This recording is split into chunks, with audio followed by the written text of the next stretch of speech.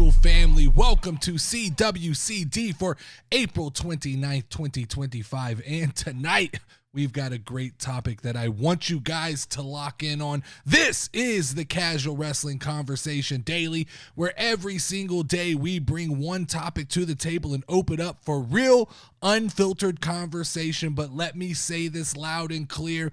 If you've ever felt like you have nobody to talk wrestling with, if you have ever been clowned for being a pro wrestling fan, if your friends just don't get it, this is your new home. You are not alone. You are part of the CWC now, a community built for fans who just want to laugh, who just want to talk wrestling, who just want to feel seen and be heard. No gatekeeping, no IWC, no censorship. You're allowed to joke, you're allowed to rant, you're allowed to love pro wrestling. I am your host, the notorious Dirty D, rolling solo Monday through Thursday. The drill is simple: one topic, one conversation, and I want you guys to be a part of it. In the comments, in the Discord, wherever you're hanging out, let me know your thoughts on what we talk about today. We are the CWC, and we need to grow this movement. Like, comment, subscribe, and share this episode with anybody you know. Even if you only know one person, let that one person know about us. And tonight's show is brought to you by the Casual Wrestling Merch Store. More about that later. CWC, we need to have a conversation. We need to have a conversation about Pat McAfee's role in WWE and why he might be the most polarizing voice in pro wrestling right now. I need you guys to really lock in with me, because tonight we're not talking about just the host of the Pat McAfee show. We're talking about a guy with passion. We're talking about a guy who represents our presentation, and we're talking about what fans really want out of their wrestling commentators. Grab a notepad if you have to. Let's break it down and figure out where Pat McAfee really fits into the WWE. So let's lay this out, right? Pat McAfee is not a background guy. You can't not hear him when you watch Monday Night Raw. You cannot not feel his energy, and you definitely cannot ignore him. He exploded onto the scene first with sort of an infectious energy that felt like something fresh for us in wrestling. He was the ultimate, he's one of us. He was a one of us guy, a guy who loved wrestling the way we do, but he got to live the dream that a lot of us think about. But over time, that fresh burst of energy has sort of turned a lot of the audience against him. Some people are starting to think he's a tad bit too much. Some people are starting to call him kind of a frat boy of WWE. Maybe he's a little bit too chaotic for the likes of a lot of wrestling fans. And now that we have big moments like Pat McAfee standing up to Gunther, the debate has started about Pat McAfee's place in WWE, and it's actually louder than I think I've ever heard it. So today, we're going to work through this real conversation. Is Pat McAfee a blessing, a curse, or does he fall somewhere in between? So first thing we have to tackle is, why is Pat McAfee so polarizing in wrestling? His frat boy energy, I think, tends to wear a lot of the audience down. When he first showed up, it was electric. He was new, he was loud, he was different. But I think as time has gone on, that energy tends to kind of wear thin on a lot of people. Some fans feel like at this point, Pat is just a little over the top for the sake of being over the top. And I see a lot of wrestling fans say that they're exhausted, that this act feels like it's just stuck on 11 volume, and there's no real pacing to what Pat McAfee does. There's no nuance. It's like your buddy who you went out partying on the weekend, and all of a sudden it's Tuesday and he's still shotgunning beers. That's sort of what Pat McAfee feels like. I don't know that he ever turns the volume down a little bit. But on the other side of that argument, maybe there is a subsection of the audience who find Pat McAfee annoying because he's actually good at what he does. This is the same conversation that we have about Logan Paul. The longer you're around, the less you feel like a guest in the house of wrestling, the less you get the outsider pass. And at a certain point, fans start to expect you to be legitimately good at what you are doing. And it feels like that's when the resentment starts to kick in, is when no longer Pat McAfee is not just a fan anymore. We expect him now to play the role of that second commentator on Monday Night Raw. It's the how dare you be good at our thing energy that wrestling fans, they love to gatekeep. This is a very specific thing to wrestling fans, and Pat McAfee is no doubt good at what he does, and it does feel like that there's a certain group of people who are starting to resent that. So you guys tell me, is Pat McAfee's frat boy energy wearing people down, or is he catching heat because he's just succeeding in a world that's super protective of its own? So the next thing we got to figure out is, does Pat McAfee's genuine surprise and chaos make wrestling a better place, or does it hurt the flow of what we're watching? Pat McAfee is electric during the big aha moments. I think that's when he absolutely shines the best from my point of view. When a return happens, when somebody turns heel, when something wild goes down, that's when the light flips on for Pat McAfee, and he's really fun and exciting to see react to those situations. I think the issue for most people is the other 2.5 hours of the wrestling show where he tends to be a little bit messy. He sometimes overreacts in the wrong moments when we're all kind of like, Pat, that's not what we're seeing. He says a lot of crazy stuff that tends to fly over a lot of people's head.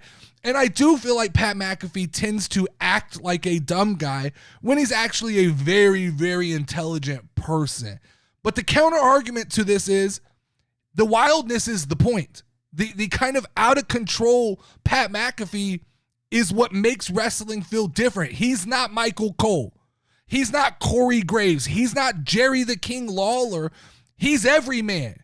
He's the guy who says the wrong thing. He pops with the wrong energy. He pops for the wrong guy. He gets roasted by the heels. And honestly, there's a world where when you put Jesse Ventura next to him on a Saturday night main event and he does get humbled a little bit, I actually think that's not a bad thing. I think that became really interesting. Pat McAfee's not bulletproof. He can be countered. That energy can be corrected.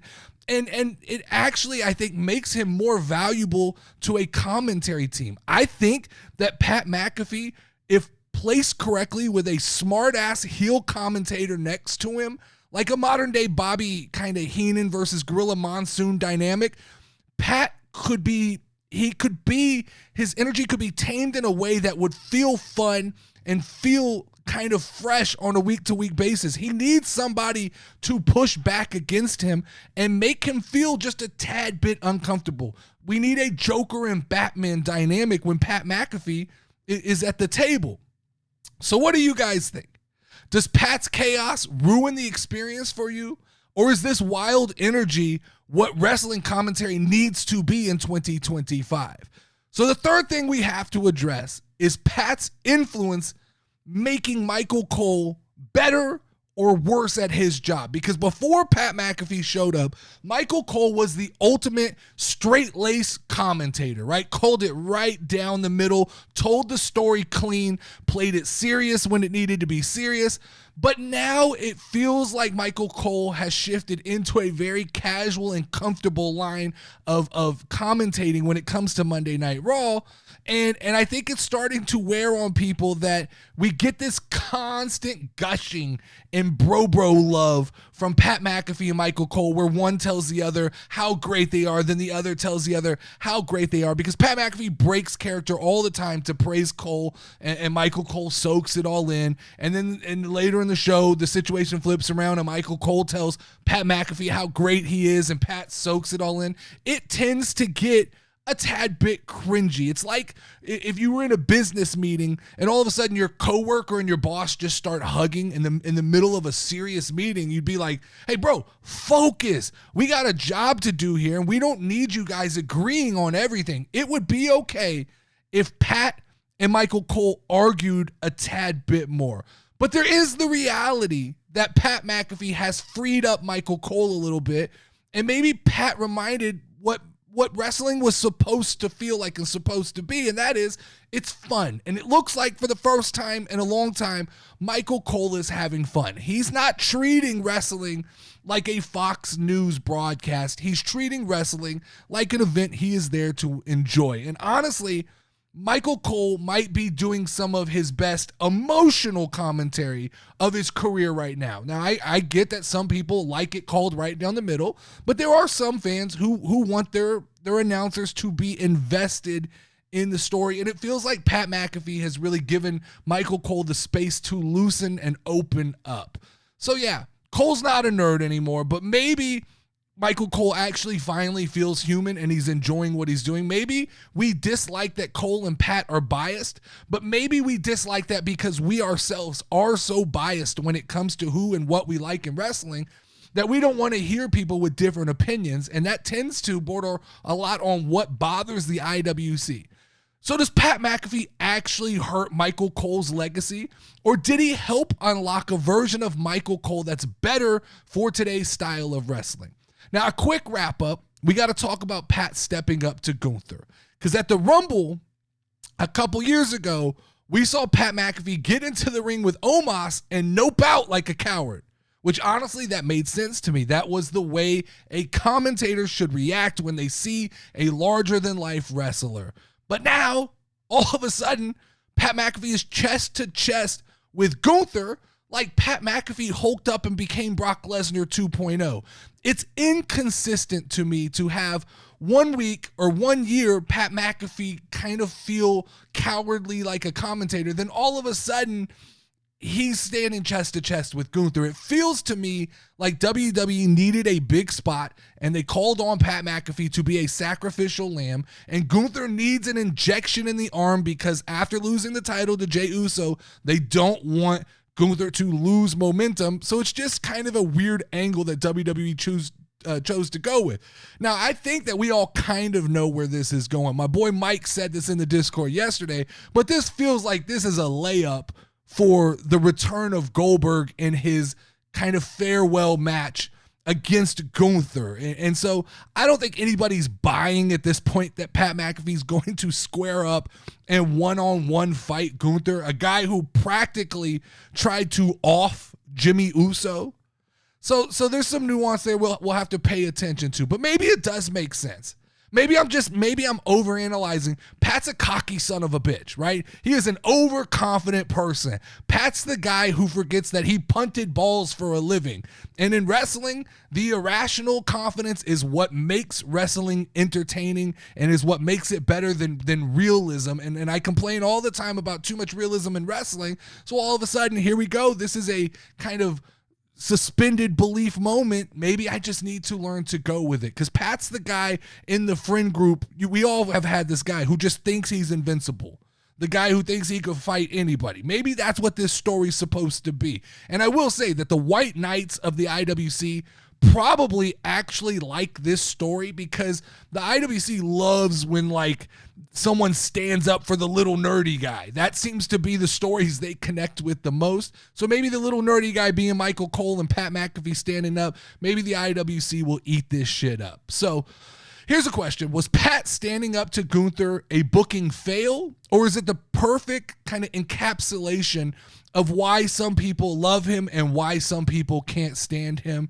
So let's run things back real quick. Let's rehash some of these questions so you can let me know in the comments. Is Pat McAfee just too much for wrestling fans right now, or is he thriving in a business that doesn't like outsiders? Does his chaos hurt the experience, or does it make it more fun? Is Pat McAfee hurting Michael Cole, or has he saved his career? And did standing up to Gunther expose Pat's biggest flaws, or show exactly why he works in pro wrestling? Guys, hit up the comments, light up the Discord, because CWC, if we don't answer these conversations, the IWC will write their own narratives about Pat McAfee. Let's figure this out together. So Wavy D brought up a fun topic in the Discord yesterday while we were watching Monday Night Raw. He asked, who wins in a fight? 100 CWC members or 100 IWC members? And Wavy, I'm going to try to be nice about this, But this is a baited question. You are setting me up to say some outlandish things that I'm probably going to end up saying. Now, Wavy, you have TikTok, okay? Most of the people in CWC have TikTok. 99% of the IWC that we see on TikTok are under 5'6", and if their glasses fell off, they would have 2200 vision. And you're asking me if this is a fair fight. You could make the argument, Wavy, that the smell of the IWC would be a solid line of defense. But in a size battle, a strength battle, a gladiator's gentleman's fight, this is a comical gesture. And I understand that the IWC has a few of these ex-pro steroided out wrestlers that cater to the IWC, but those are fake tough guys. Us real ex-athletes understand the guys who can fight and the guys who can't fight. And here's what I've learned, Wavy, in my time with the CWC. A lot of the people, and I'm taking the subsection of our Discord, but a lot of the CWC are ex-college and high school high-level athletes, or at least guys who have hovered around the world of sports. And I know it's over cliche, but typically guys who have grown up in sports systems are just tougher mentally and physically. And just in the Discord, I'm telling you, in our Discord, the CWC Discord, I could put together a starting five that would rival most D1 college basketball teams and most like college, high-level college offensive lines. Most of the dudes in the CWC Discord are 6'3" and above, and most of us have some solid weight on us as well. I know Dead Chef's like 9'6". So he counts as like 4 people by himself. We're not just winning a fight against 100 IWC. We're mollywopping these poor guys. If you give me 100 CWC members against 100 IWC members, I could take 90 of the CWC and just put them in the stands to watch the 10 CWC who are actually fighting. And like one CWC is good for 10 IWC. Easily. That's not a question. But here's the bigger issue, because you continued this line of thought and you had to poke the gorilla and not the bear, as this question shows. Here's the issue. You asked if 100 CWC could take out a full-grown gorilla. Wavy, there are levels to this type of question, because we all know by now, everybody in the CWC knows, if we're talking kangaroo, I have that situation on lock all by myself. It's pretty well established within the community of my ability to take out a full-grown male kangaroo without question. You guys know this at this point. I've laid it out plenty of times, the strategy to take out a full-grown male kangaroo, and you guys are on my side at this point. But we're talking a gorilla. Gorilla, a little bit bigger problem than a kangaroo. 100 of us is going to take some tactical coordination, I will say. Not saying we can't do it. I'm just saying we're going to have a little meeting. There's going to have to be a get-together, a little social at a coffee house where we just establish the plan. Because I've always said the key to taking out any large animal that is strong is you've got to get to the eyes early. There's going to be casualty, boys. 100 of us CWC are not walking out of this fight unscraped. That is just the nature of fighting a beast like a gorilla. But if we could get to the eyes, we got a shot. So here's how we have to start, right? First 25 just have to go. Kamikaze style, you guys are going in, overwhelm the gorilla. He's got to get it from every angle. We're pushing, we're shoving, we're taking shots at the face. He's gonna throw and he's gonna scrap and he's gonna take out a couple of us, but we've got to get our shots in early. Disorient him a little bit, let him know that it's coming from all angles. Now he's on his heels now.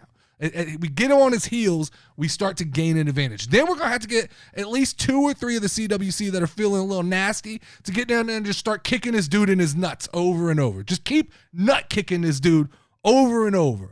All right. Now he's got to deal with the shit coming up high. He's got to deal with the shit coming up low. We're going to need someone from the CWC to jump on the back of the gorilla and just start going for the eyes. You got to rake the eyes. You got to try to get, if you can blind or impair his vision, let's go for blinding. Let's try and get the eyeballs out. If we can get the eyeballs out or just scrape them up real good, now we've got an actual shot because this fucker's blind now. And once he's blind, we have options at play. Now we can try to choke him. Now we could try just, ground and pound on this guy. He's still going to be strong. I don't know how good a gorilla's hearing is because that could be a problem. Because there is a situation that once he's blind, we just all back off. Now he feels alone. Now he's standing in the middle of this cage and he feels alone. And we just start like ninjas coming in one at a time and taking shots at him. And it's just a mental game at that point. We start breaking the gorilla down. He doesn't know what to do. He feels alone. He feels lost. Probably wants his mom at that point. He's fucked, right? There's always the option to try and choke him out. That feels risky. He's still strong. He's still a big boy. I think one of the things that I learned in researching this, because I do my extensive research to handle a situation like this, I was shocked to learn that a gorilla is only 9 times stronger than a human being. 9 times does not feel like that big of a problem when I have 100 guys. I have 99 guys on my side. I'm feeling like if we get 20 guys each on top of the gorilla's arms, we can pin him down at this point. He can't see. He's pinned down. Now we're just wailing on this guy. We're taking him out lick after lick. The other thing I found interesting was that most gorillas are about 350 pounds. That's like 2 of us in the CWC. We get 4 or 5 of us sitting on this guy's chest. It's probably collapsing. We have options in how to take out this gorilla. So I'm not saying, Wavy D, that this is going to be easy. But what I'm saying is you give me 100 CWC guys and we, for sure, 100%, I promise you, we are fucking up this gorilla. The gorilla does not stand a chance. We will figure it out. We have the mental capacity and the physical strength to take on a full-grown gorilla. But that's a wrap for today, guys. Like, subscribe, and share this episode. New merch is available at casualwrestling.com. Make sure to check that out. As always, I'm the Notorious Dirty D. This was CWCD. Stay loud, stay loyal, stay casual. Ring the final bell. Head down, we're ready to rumble. The casual pod don't stumble. No peace, no rest in this fight.